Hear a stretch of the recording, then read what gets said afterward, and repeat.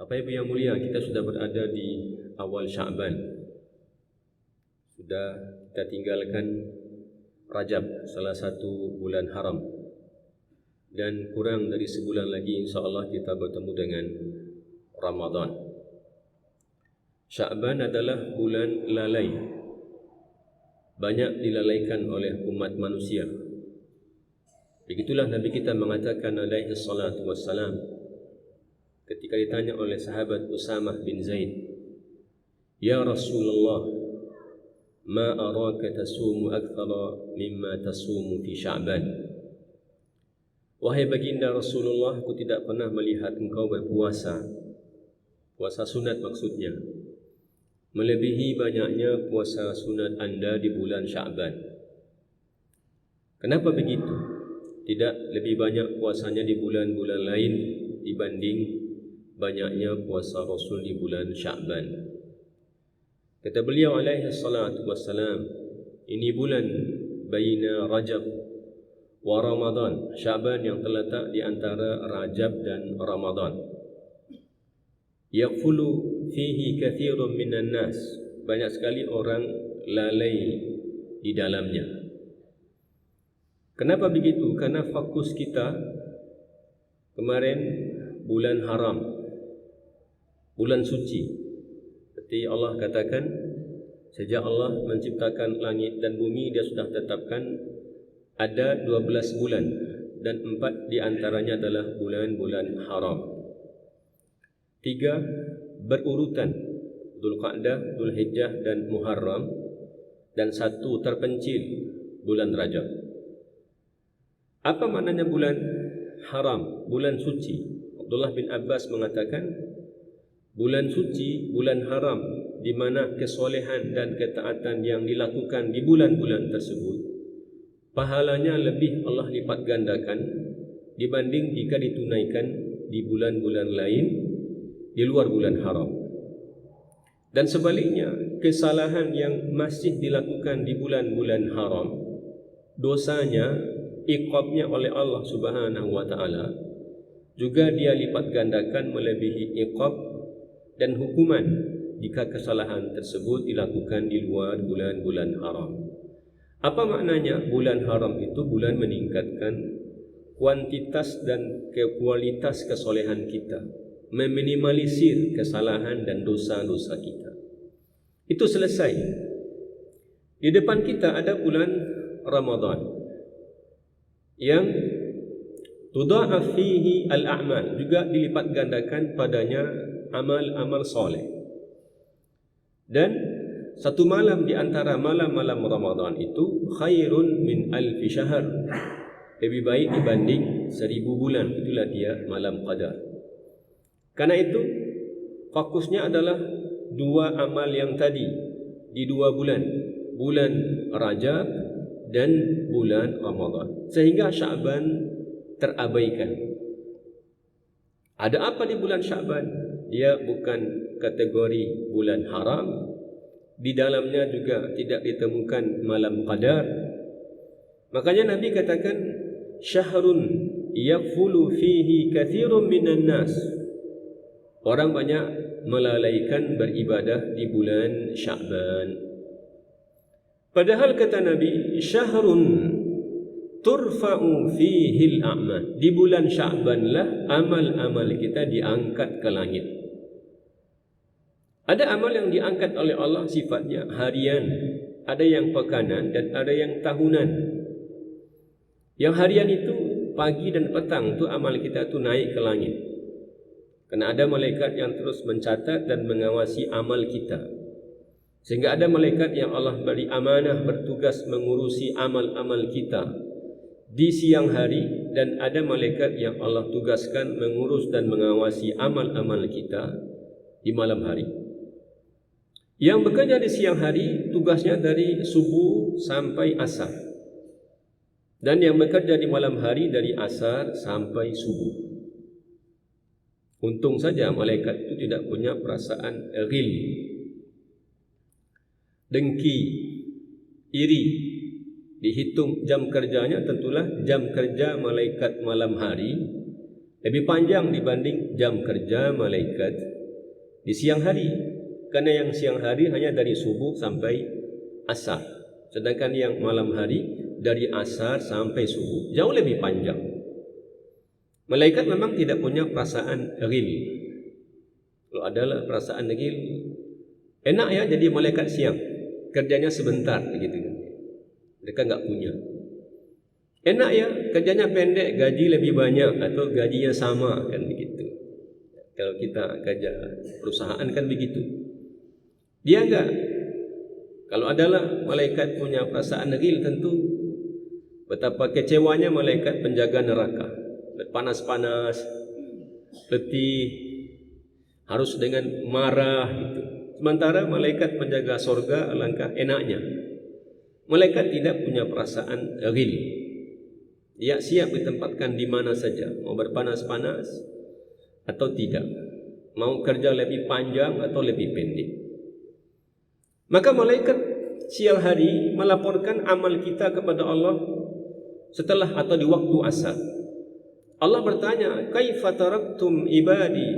Kalian tinggalkan hambaku, gimana keadaan mereka?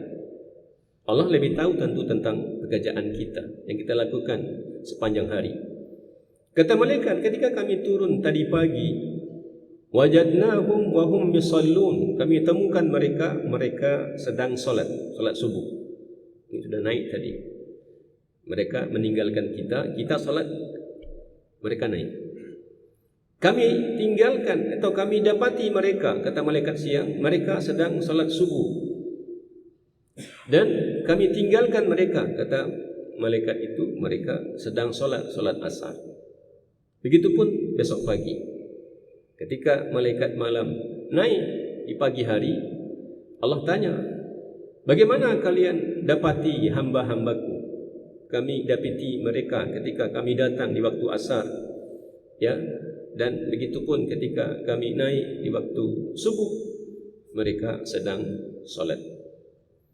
Maka Bapak Ibu yang mulia, syahrun yakfulu fihi katsirun minan nas, ini bulan yang dilalaikan oleh banyak manusia. Maka ada amal itu yang diangkat oleh Allah setiap hari, ada yang diangkat setiap pekan. Hari Kamis malam Jumat itu amal kita diangkat ke langit. Itulah kenapa Nabi kita alaihi salatu wassalam puasa pada hari Kamis, karena itu adalah waktu di mana amal diangkat ke langit. Dan ada yang sifatnya tahunan, inilah dia di bulan Sya'ban. Maka Nabi katakan, ini syahrun turfa'u fihil a'mal. Ini bulan di mana di bulan ini amal-amal diangkat ke langit. Wa ana uhibbu an yurfa'a amali wa ana sha'im. Aku ingin ketika amalku diangkat ke langit, di antara amal yang naik itu adalah amal puasa. Aku sedang berpuasa. Ini yang pertama. Kenapa Nabi kita alaihi salatu wassalam ingatkan kita, ini bulan lalai, padahal di bulan inilah amal diangkat ke langit. Dan orang fokus Sya'ban tidak, tapi fokusnya pada Rajab dan Ramadan. Di hadis lain dikatakan oleh Nabi alaihi salatu wassalam, Sya'ban itu termasuk istimewa. Kenapa istimewa? Kata beliau, fihi lailatun, ada satu malam di antara malam-malam di bulan Sya'ban, tepatnya lailah an-nisfi min Sya'ban, bulan atau malam pertengahan Sya'ban, yang kita kenal dengan nisfu Sya'ban. Istimewa kenapa? Karena pada malam itu fayattali'u ala ibadih, Allah mengintip, memperhatikan dan mengawasi hambanya satu persatu. Fayaghfiru li jami'i khalqihi, maka dia ampuni semua hambanya yang beriman tentunya. Illa li musyrik au musyahin, yang tidak dapat hadiah ampunan di malam nisfu Sya'ban itu hanya dua. Orang musyrik, saya di KTP-nya Islam tapi musyrik, atau tidak muslim ya, musyrik. Au musyahin, orang yang bermusuhan, yang membenci, yang dengki, yang hatinya dengan orang lain itu tidak nyaman. Dua itu saja. Makanya Pak Ibu yang mulia, ada beberapa hukum yang Allah melalui nabinya ajarkan kepada kita tentang Sya'ban. Hukum pertama adalah tentang puasa di bulan Sya'ban. Kan ada banyak riwayat. Tadi dikatakan Nabi tidak pernah lebih banyak puasa sunatnya melebihi puasa sunat beliau di bulan Sya'ban. Ada hadis yang mengatakan Nabi alaihi salatu wasallam bahkan diriwayatkan tidak pernah menyambung puasa 2 bulan berturut-turut kecuali antara Sya'ban dan Ramadan. Itu riwayat. Ada riwayat mengatakan bahawa Aisyah Ummul Mukminin berkata bahawa Nabi alaihi salatu wasallam sangat banyak puasanya di bulan Sya'ban. Semuanya lalu dijelaskan illa qalila, kecuali sedikit saja. Semua kecuali sedikit. Jadi mayoritas hari-hari Sya'ban Nabi itu adalah hari-hari puasa. Ada riwayat yang mengatakan bahawa Nabi kita katakan alaihi salatu wassalam bahawa beliau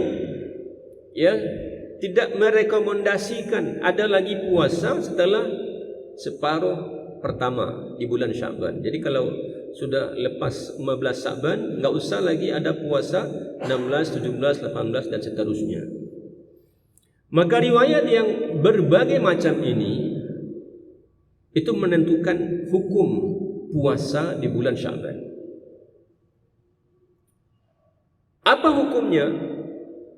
Nabi alaihi salatu wasallam sangat banyak puasa di bulan Sya'ban. Di hadis lain bahkan dikatakan tidak boleh berpuasa pada hari syak, hari yang tidak jelas ini hari masih di bulan Sya'ban kah atau sudah masuk Ramadan. Ini hari dikeragui. Makanya Nabi kita alaihi salatu wasallam memberi contoh dan diriwayatkan oleh para sahabat. Beliau sangat banyak berpuasa. Maka ulama kita mengambil hujjah, mengambil hukum, mengistimbat hukum. Berpuasalah sejak di bulan Sya'ban, silakan. Ini hari kedua, besok hari ketiga, besok hari keempat, besok hari kelima, silakan. Tapi waspadailah 1 atau 2 hari sebelum Ramadan. Karena dikhawatirkan ini masih Sya'ban atau sudah Ramadan. Yaumus syak, hari dikeragui. Hukum berikutnya, bagi orang yang tidak pernah berpuasa sebelumnya, baik Rajab atau sebelumnya atau awal Sya'ban, tiba-tiba ketika sudah lewat separuh Sya'ban, dia pengen berpuasa di hari ke-16. Ulama katakan enggak ada puasa lagi bagi orang yang tidak pernah berpuasa sebelumnya ketika dia baru mulai puasa pada hari ke-16. Tapi yang biasa puasa, Rajab dia puasa, Sya'ban dia puasa, atau dia buat biasa puasa Senin dan Kamis, atau dia puasa Ayyamul Bait, atau dia puasa Nabi Daud, silakan dilanjutkan kecuali nanti 1 atau 2 hari sebelum Ramadan. Ini hukum yang pertama tentang puasa di bulan Sya'ban. Kenapa begitu, Ustaz? Kenapa banyak sekali puasa Nabi di bulan Sya'ban? Tentu pedoman bagi kita untuk agar memperbanyak puasa di bulan Sya'ban. Ibnu Rajab Al-Hambali mengatakan rahimahullah, kedudukan puasa di bulan Sya'ban itu ibarat latihan sebelum memasuki bulan Ramadan. Agar tidak terjadi ada orang karena tidak terlatih dia puasa di bulan Sya'ban sehingga Ramadan masuk itu kehilangan semangat. Yang ada adalah lesu, loyo, letih. Padahal puasa itu adalah ibadah yang kita dan hanya Allah yang tahu. Hanya kita dan Allah yang tahu. Sebanyak itu orang, apakah dia semuanya puasa? Belum tentu. Karena yang tahu dia puasa atau tidak hanya Allah. Apalagi kalau kelihatannya ibu-ibu ini semuanya puasa, belum tentu. Karena itu tidaklah tepat kalau kita kemudian berpuasa lalu terlihat kita ini loyo, kita ini lesu, kita ini kehilangan semangat. Jadi semua orang tahu kita ini puasa. Mestinya puasa itu adalah rahasia kita dengan Allah, sehingga tidak ada yang berbeda antara hari kita puasa dengan hari tidak puasa. Jadi tidak perlu pula masjid ini nanti di awal Ramadan, hari pertama, hari kedua, hari ketiga itu seperti kuburan massal ketika siang hari. Habis zuhur ya semua terkapar. Nanti lihatlah begitu. Kenapa? Karena enggak pernah latihan sehingga lesu, loyo. Enggak ada cahaya wajah itu. Seperti berat sekali bebannya puasa. Makanya para ulama dan orang-orang terdahulu, kalau mereka berpuasa lalu di antara mereka berwasiat, kalau kamu puasa maka pakailah minyak rambut. Apa hubungannya puasa dengan minyak rambut? Agar tetap klimis gitu loh. Keren ya. Orang enggak bisa baca, dia sedang berpuasa, tapi kalau rambut tidak disisir, jalan sempoyongan, emosi enggak stabil, dikit-dikit marah, kamu puasa ya kata orang. Itu enggak perlu. Jadi karena ini hanyalah rahasia antara kita dengan Allah, kata mereka, kalau kamu puasa, maka pakailah minyak rambut. Dan pakailah baju yang bagus. Agar orang tahu bahwa ya normal saja. Tapi kalau kita tahu orang kita sedang puasa, orang tahu ya berarti hilang rahasia puasanya. Puasa itu mestinya hanya kita dan Allah yang tahu. Maka dulu ada generasi salaf berpuasa 40 tahun, istrinya pun enggak tahu. Puasa sunat. 40 tahun puasa sunat, istrinya pun enggak tahu dia puasa. Kenapa? Karena pagi dia pergi ke pasar, dia kerja, dibekali oleh istrinya 2 potong roti. Istrinya berpikir nanti roti ini akan dimakan oleh suaminya. Tapi suaminya bagikan 2 roti ini kepada orang yang membutuhkan. Dua-duanya. Dia punya 2 roti, satu diberikannya kepada orang di pasar. Orang yang melihat, apa kata orang, satu lagi nanti dia makan. Menjaga rahasia. 1 potong roti dia bagikan, kan masih ada 1 lagi. 1 roti yang tersisa, kata orang, nanti dia pasti akan makan. Padahal yang 1 lagi itu dia berikan juga kepada orang lain. Begitu dia menjaga agar puasa yang antara kita dan Allah ini enggak perlu orang lain tahu. Elok setiap mau puasa mah. Yang kare-kare nang sedang puasa mah. Langsung naik ya. Bangga. Atau orang tertekan gara-gara kita puasa. Ini kena marah, ini kena marah, ini kena marah, ini kena marah gara-gara kita puasa. Makanya Ibnu Rajab katakan ini latihan. Sehingga ketika masuk di bulan Ramadan, maka kita ini menikmati puasa. Menikmati, ingat ya, menikmati puasa. Karena kalau enggak menikmati puasa, itu yang tadi tuh apa, hari panas ya. Kunang-kunang mata, sempoyongan. Lalu habis salat masjid terkapar. Orang-orang yang begitu pastikan mereka tidak terlatih puasa. Kalau sudah terlatih puasa enggak ada masalah. Dan untuk menipu orang diajarkan pakailah minyak rambut, pakailah baju yang bagus, gagah gitu. Sehingga orang tidak baca kita sedang berpuasa. Dan itu istimewa. Kenapa istimewanya? Karena itu bulan lalai. Orang lalai, kita enggak lalai. Istimewa kan? Orang mikirkan dunia, orang macam-macam, kita enggak. Kita beribadah kepada Allah. Dan orang enggak tahu kita sedang berpuasa. Ini syahrun yaghfulu fihi katsirun minan nas. Orang-orang dahulu kalau masuk bulan Sya'ban itu ganti profesi. Dia pedagang ganti profesi. Ya. Dia pegawai ganti profesi. Dia petani ganti profesi. Apa ganti profesinya? Menjadi pembaca Al-Quran. Menjadi qari. Sehingga Abu Ibnul Qais diriwayatkan, ini orang saudagar. Pedagang. Kalau sudah masuk bulan Sya'ban, maka dia aghlaqa hanutahu, dia menutup tokonya. Ganti profesi. Apa profesinya? Beralih kepada pembaca Al-Quran. Bukan pembaca Quran, qari yang membaca Quran kalau lagi acara, enggak begitu. Pembukaan acara dibuka oleh qari ini, enggak begitu. Dia menghabiskan waktunya bersama Al-Quran sampai dia tutup tokonya, lalu dia hanya ngaji. Ganti profesi. Petani ganti profesi. Ini ganti profesi, ganti profesi. Jadi apa? Makanya Sya'ban disebut sebagai Syahrul Qurra. Ini bulannya para pembaca Al-Quran. Jadi orang berganti profesi jadi pembaca Al-Quran.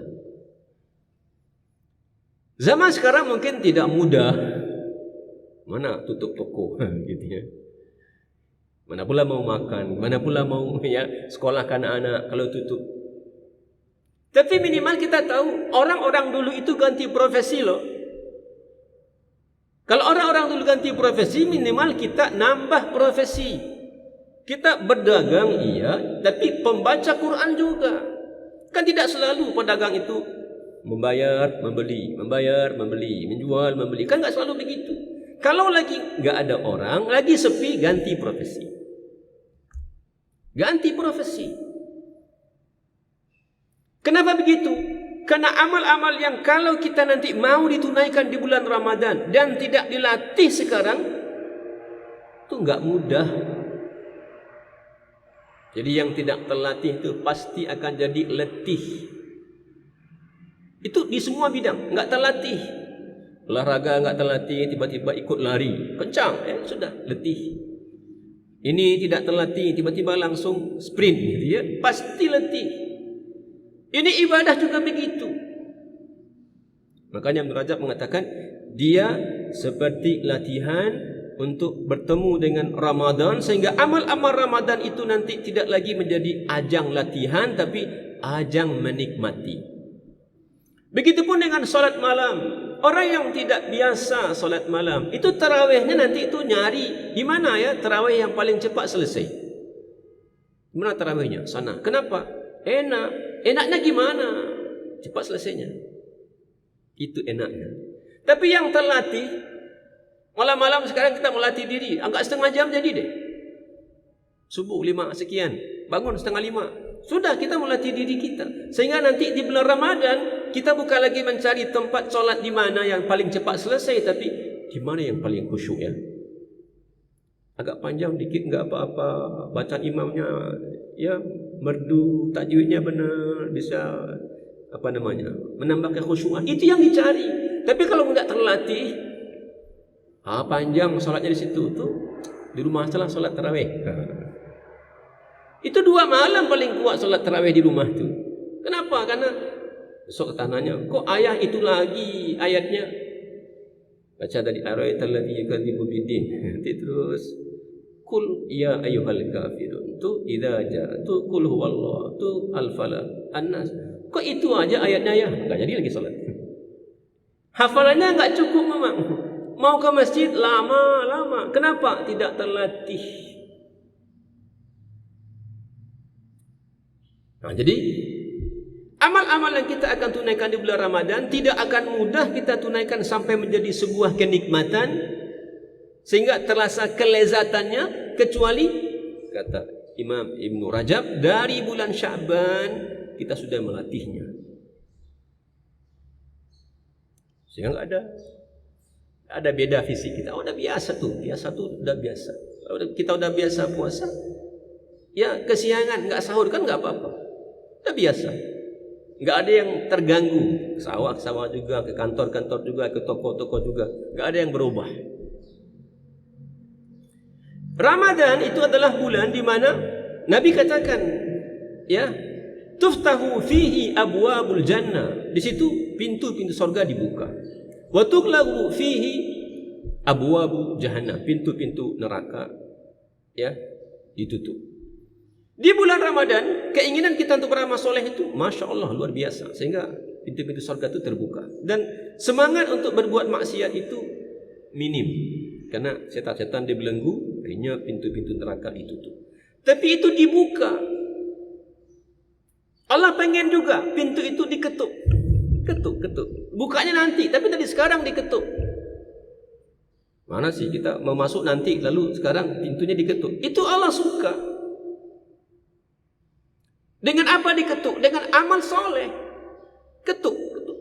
Dengan apa? Dengan infak, ketuk dengan salat duha, ketuk dengan berzikir, ketuk dengan maksurat, ketuk dengan puasa, dengan amal soleh apa saja. Ketuk pintunya Allah itu, ketuk pintu surga itu. Nanti Allah buka, tapi sekarang ketuk pintunya itu. Dan tidak mudah. Kecuali makanya di bulan Sya'ban kita sudah benar-benar menjaga kondisi hati. Benar-benar membersihkan hati, mengosongkan hati dari penyakit-penyakit hati. Bersihkan. Ya, Nabi itu sejak Isra Mi'raj sudah dibersihkan oleh Allah hatinya. Sejak Rajab itu sudah dicuci hatinya. Mestinya kita dari Rajab kemarin hati kita ini sudah kita bersihkan. Dosa-dosanya kita sudah mohon ampun kepada Allah, sudah steril. Kenapa Nabi ketika bulan Rajab sebelum Isra Mi'raj dibersihkan hatinya oleh malaikat? Kita juga mesti begitu agar ibadah kita di bulan Sya'ban menjadi ringan, di bulan Ramadan menjadi ringan. Karena tidak ada hal yang paling memberatkan beramal soleh itu kecuali ini, hati yang kotor. Hati yang kotor. Ya, kita kan nggak mungkin buka belah dada kita ini lalu cuci sama zam-zam, kan tidak begitu. Dengan apa? Dengan taubat. Sehingga lebih mudah kita mendaki di bulan Ramadan. Atau sejak Ramadan, Sya'ban kita mulai mendaki. Jangan terus di jalan datar. Mendaki. Karena kalau kita terus jalan datar, enggak naik-naik posisinya. Kalau amal kita masih begini-begini saja, tidak ada perubahannya, tidak ada peningkatannya, kapan derajat kita akan diangkat oleh Allah ke lebih tinggi? Mendaki. Dan mendaki itu harus juga dengan hati yang bersih. Makanya tadi dikatakan oleh Nabi kita alaihi salatu wassalam, ini malam di antara malam-malam bulan Sya'ban, ada nisfu Sya'ban. Di bulan itu, malam itu Allah mengampuni semua hambanya kecuali musyrik dan orang yang punya penyakit hati dengan kawannya. Musyrik berarti hati yang sakit bersama Allah, kan? Allah dia duakan, dia tigakan, dia empatkan, rusak hatinya bersama Allah. Musyahin itu orang yang rusak hatinya dengan sesama. Benci sama si anu, dia iri sama si anu, dia musuhi si anu. Dan itulah yang menjadi penghalang sehingga amal itu menjadi berat. Kenapa orang sehat dia kuat fisiknya, tinggal sekitar masjid, bagi dia berat ke masjid. Hati dosa banyak. Dan kenapa orang jauh dia, kadang hari hujan, kadang hari panas, dia ke masjid juga, hatinya bersih, sehat, sehingga bagi dia nggak ada yang jauh. Ada yang jauh. Kalau hati kita bersih, maka kita berfikir untuk yang terbaik. Di rumah salah sembahyang, itu enggak yang terbaik. Laki-laki bukan yang terbaik. Yang terbaik bagi laki-laki itu salat di masjid berjamaah. Kalau hati kita sehat, kita berinfak tidak ala kadarnya, tapi yang terbaik. Karena hati kita sehat, hati kita bersih. Kalau hati kita ini bersih, kalau baca Quran kita enggak cukup dengan 1-2 halaman, 10 halaman. Bahkan enggak cukup dengan 20 halaman. Makanya Utsman bin Affan radhiyallahu anhu mengatakan, "Lau tahurat qulubuna lam tashba' minal Qur'an." Kalau hati kita bersih, dia tidak pernah katakan cukuplah dengan Quran, ambolah kenyang. Enggak ada kata kenyang dengan Al-Quran kalau hati bersih. Makanya bagi orang-orang dahulu ketika mereka bertanya pada Nabi, "Ya Rasulullah, apa amal yang terbaik?" Jadi mereka berfikir tentang yang terbaik. Begitu, apa amal yang terbaik? Dan yang terbaik itu enggak bisa kecuali kalau hati kita ini masih kotor. Bersama Allah ada masalah, ya. Bersama manusia itu ada benci, ada iri, ada dengki. Makanya ketika sahabat bertanya, ya, kepada Nabi, "Ayyun nasi afdal ya Rasulullah?" Siapakah manusia yang terbaik ya Rasulullah? Yang terbaik itu siapa? Kata Nabi, "Kullu mahmumil qalbi saduqul lisan." Kullu mahmumil qalbi saduqil lisan. Setiap orang yang mahmumul qalb. Apa itu mahmum? Kalau kita di rumah, ya, lihat istri kita, atau kita mungkin membantu istri menyapu lantai, pakai sapu. Habis itu dipelkan bersih. Iniin, oh, apa, berkilau, kinclong, gitu ya, bersih sekali. Nah, itulah dia mahmumul qalb. Hati yang kinclong begitu, Pak, berkilau. Saduqil lisan, yang lidahnya itu jujur. Kata Nabi ketika ditanya oleh sahabat, saduqul lisan, hati atau jujur itu atau lidah yang benar itu kami tahu. Wama mahmumil qalb, apa yang disebut dengan mahmumul qalb? Itu yang hati yang berkilau itu.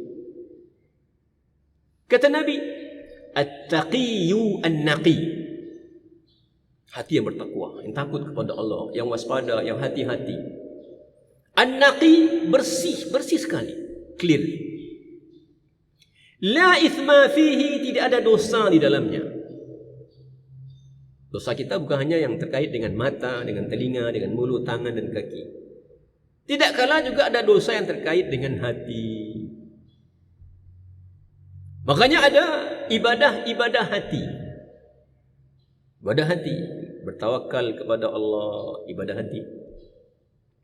Bersabar, ibadah hati. Berharap kepada Allah, ibadah hati. Ya, takut kepada Allah, ibadah hati. Kalau diberikan kepada yang lain, itu masalah, itu dosa. Kata Nabi, mahmumul qalb, hati yang berkilau itu,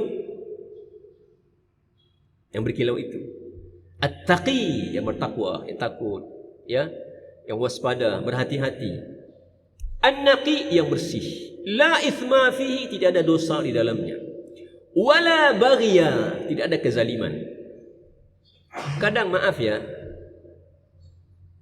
kadang-kadang muncul ya, kalau kita sering dikerjain sama orang, atau ada orang, ya ini gimana sih orang ini, sehingga kita diperlakukan sepertinya tidak pada tempatnya. Kadang kata-katanya enggak nyaman didengar, kadang-kadang sikapnya ya tidak menyenangkan. Kadang-kadang kita sendiri dia banyak dalam hati kita. Awas ya nanti. Tunggu ya. Orang yang begini enggak. Yang mahmumul qalbi itu la baghya, enggak, biarin aja. Andai dia terinjak, andai dia tersakiti, andai dia dicaci, dia biarkan saja. La baghya. Enggak ada kata-katanya, awas lo ya.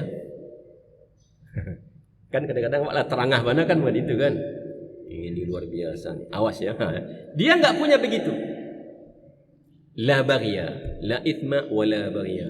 Wala ghilla. Ghil, cemburu sama dia, kayak dia begini, cemburu. Lihat bajunya, lihat penampilannya, lihat, cemburu.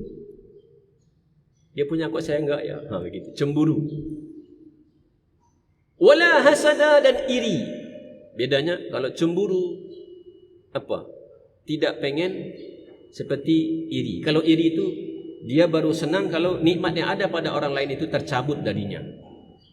Kalau dia punya kedudukan, kapan dia baru senang? Kalau kedudukan itu sudah habis. Oh, dia iri, kenapa? Oh, dia dapat kursi itu. Oh, dia jadi pejabat ini. Kapan dia baru senang? Kalau kursi itu sudah beralih ke orang lain atau beralih kepada dirinya. Tapi real enggak? Allah, begitu ya. Allah, begitu kan, segitu aja. Itu ada real. La ithma wala baghya wala ghilla wala hasada. Begitu. Kalau kita sudah begitu, baru mudah bagi kita untuk taat. Tapi kalau enggak, kaki ini kadang 10 meter melangkah ke masjid itu susah. Di langkah awalnya agar amal-amal Ramadan kita itu mudah kita tunaikan, sehingga menjadi sebuah kenikmatan, kelezatan, mulai dari Sya'ban, dilatih. Dan tidak mudah untuk melatihnya kecuali kalau hati kita bersih. Jadi langkah pertamanya adalah bersihkan hati. Ulama kita mengatakan, Sya'ban, Rajab, Sya'ban dan Ramadan itu ada perumpamaannya. Rajab itu ibarat bertanam. Itu musim tanam di bulan Rajab. Jadi mestinya kita sudah mulai beramal sejak bulan Rajab sudah meningkat sejak bulan Rajab. Sehingga ya dari ulama bukan dari Nabi. Ada doa kan? Allahumma barik lana fi Rajabin wa Sya'ban wa ballighna Ramadan. Itu enggak sebut sebagai hadis yang sahih, tapi dia asar dari generasi terdahulu. Jadi dia sudah ingat. Ingatnya bagaimana? Maksud sudah mulai mencicil beramal. Ini bulan haram. Mencicil. Rajab itu bulan bertanam. Sya'ban itu bulan mengairi atau memupuk. Ditanami ya, tapi kan dia butuh pupuk juga, butuh air juga.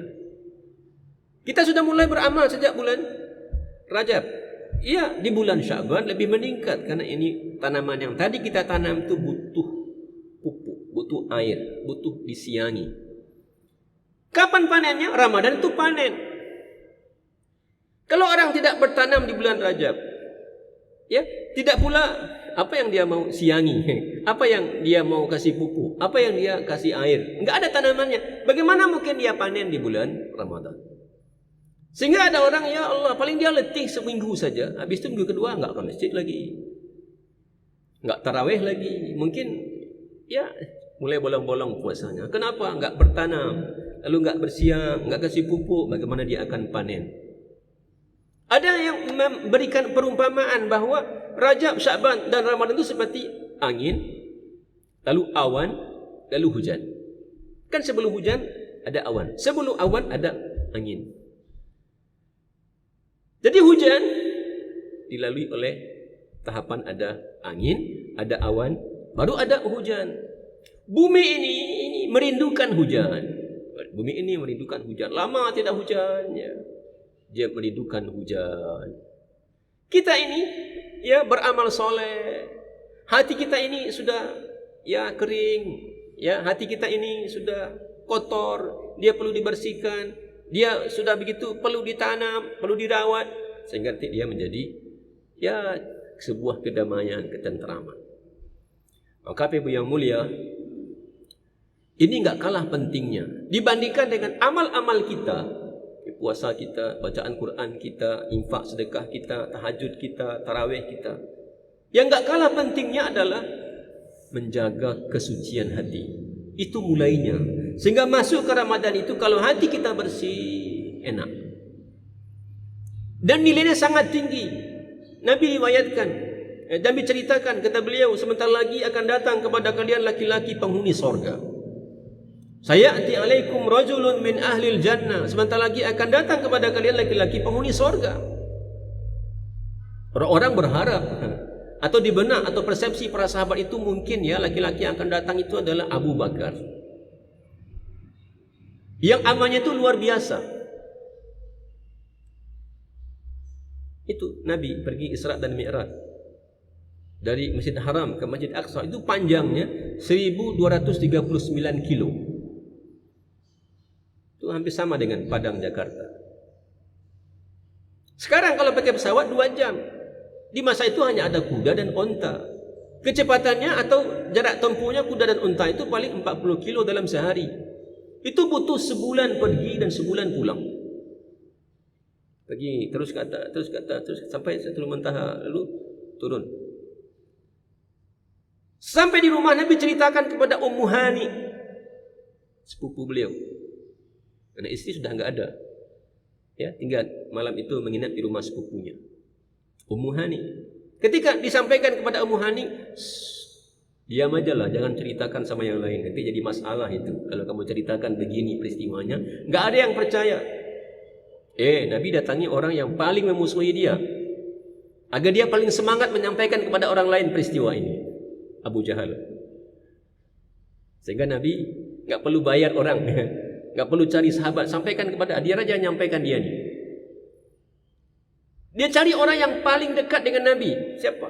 Abu Bakar Siddiq. Karena kalau Abu Bakar Siddiq tumbang, kawan kamu cerita begini. Lalu Abu Bakar mulai enggak percaya. Ya sudah, habislah.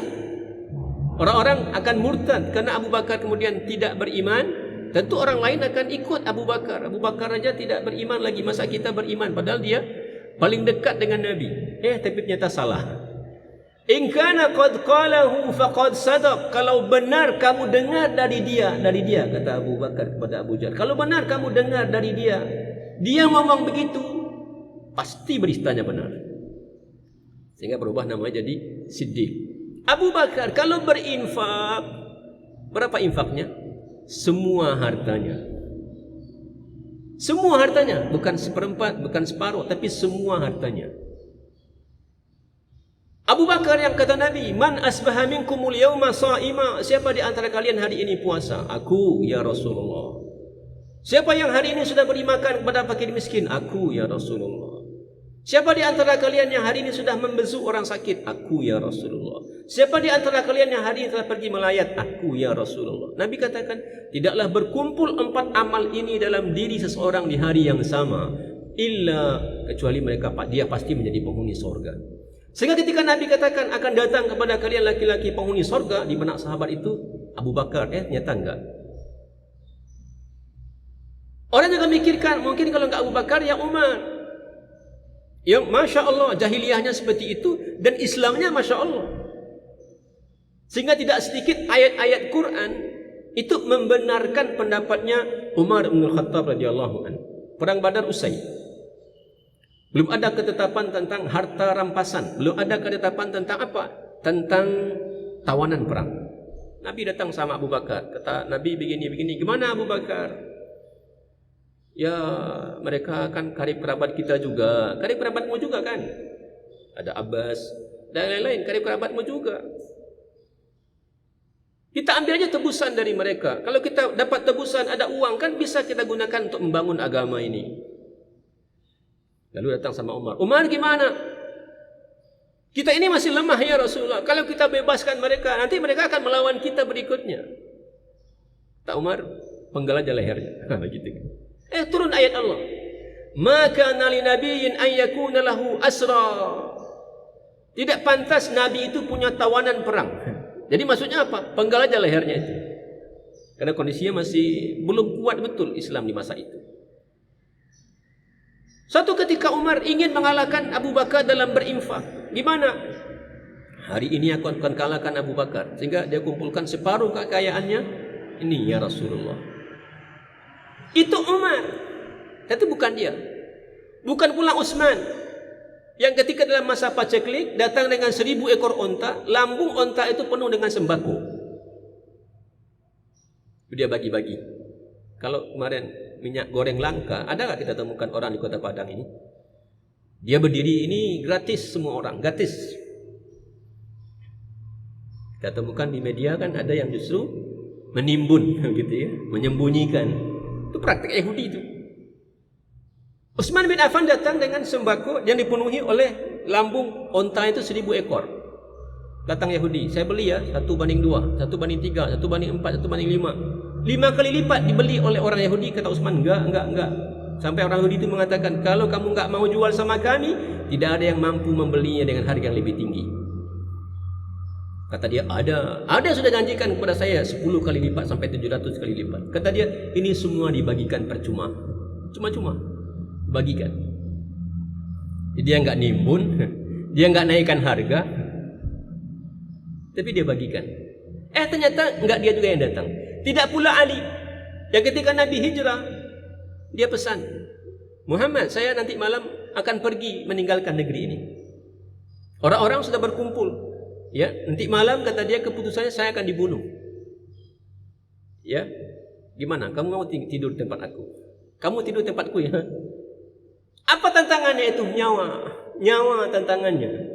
Tapi dia begitu. Dan sempat memang Ali itu dikeroyok. Ketika tahu itu adalah Ali dikeroyok. Ya, tidak sampai mati gitu ya. Laki-laki yang datang ini laki-laki yang tidak dikenal. Dan saya enggak nemukan siapa nama laki-laki itu. Tapi kata Nabi, akan datang pada kalian laki-laki penghuni sorga. Sehingga datanglah Abdullah bin Amr bin Al-As menemui laki-laki ini. Lalu pura-pura ada masalah di rumahnya. Fulan, saya boleh enggak nanti malam menginap di rumah kamu? Inap. Untuk cari tahu, agar ketika dia tahu amal laki-laki ini satu istimewa, dia akan contoh sehingga dia dapat juga peluang masuk surga. malam pertama tidak ada yang istimewa. Dia ngintip ya. Malam kedua nggak ada yang istimewa. Malam ketiga nggak ada yang istimewa. Sampai hari ketiga selesai, pagi hari dia temui fulan. Tidak ada sih urusan serius saya dengan keluarga, tapi saya mendengar Nabi mengatakan akan datang sebentar lagi laki-laki penghuni sorga, dan yang datang itu adalah Anda. Saya pengen tahu amal apa yang Anda lakukan sehingga saya bisa tiru, sehingga saya dapat jatah sorga juga. Tapi 3 malam saya tinggal bersamamu, saya tidak menemukan amal yang istimewa. Kata laki-laki ini, ya nggak ada yang istimewa. Normal aja seperti yang kamu lihat, nggak ada yang istimewa. Ketika Abdullah bin Amr balik mau pulang, ya mau pamitan, kata dia, mungkin ini ya, mungkin ini. Apa itu? Saya bagaimanapun kondisinya di siang hari, ada yang membuat saya tersinggung, ada yang membuat saya kesal, ada yang membuat saya marah. Ketika berinteraksi sama seseorang saya nggak nyaman, nanti sebelum tidur semua saya sudah maafkan, sudah saya bersihkan, saya sudah bersihkan. Tidurnya pasti lebih nyenyak karena nggak mikirkan orang yang marah, yang kesal, ya.